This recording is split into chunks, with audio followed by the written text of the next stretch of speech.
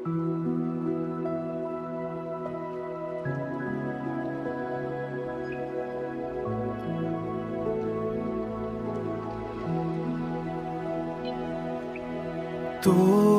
हसीमा बस हिस मोर सपना, अब रोवत है मनवा दिन औरतिया।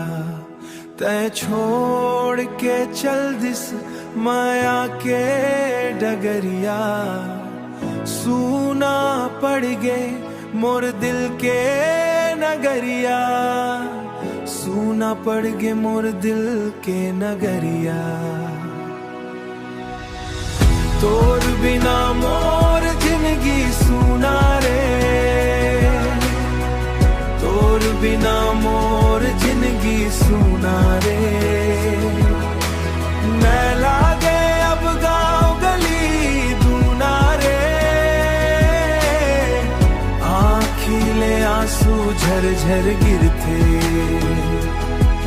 तोर याद में दिल मोर रोज मरथे, चंदाल देखो ते याद आवस, रात भर मोला नींद नहीं आवस।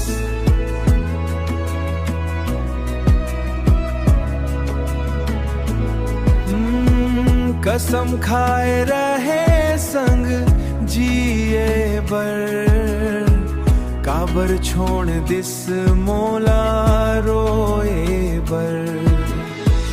माया के बातला झूठा कर दिस, हंसत चेहरा ला रोता कर दिस।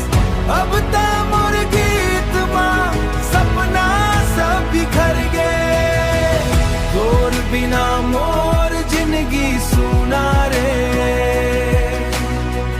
दिल के हर कोना वीराना रे, एक दिन तय जरूर पछताहा। मोर मायाला फेर खोजत ताहा, मोर मायाला फेर खोजत आहस बफार।